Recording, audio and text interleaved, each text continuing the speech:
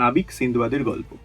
এই সিন্দবাদের অভিযানের গল্প বিভিন্নভাবে বিভিন্ন পিসেসে আমাদের কাছে এসে পৌঁছয়, কিন্তু যে সিন্দবাদের 7টা অভিযান আছে, basically it's a franchisable character, it's a franchise.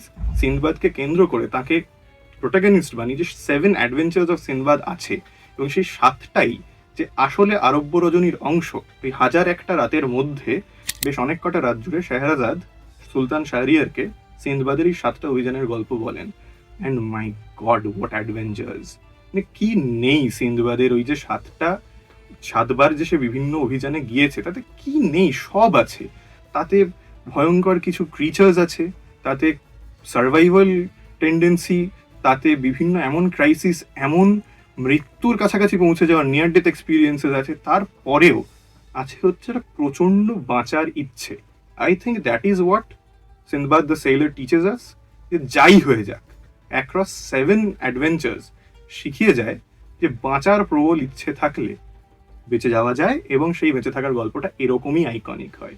সেই আইকনিক গল্প আরব্য রজনীতে আপনারা শুনতে পাবেন মির্চি বাংলা ইউটিউব চ্যানেলে বা গানা অ্যাপে।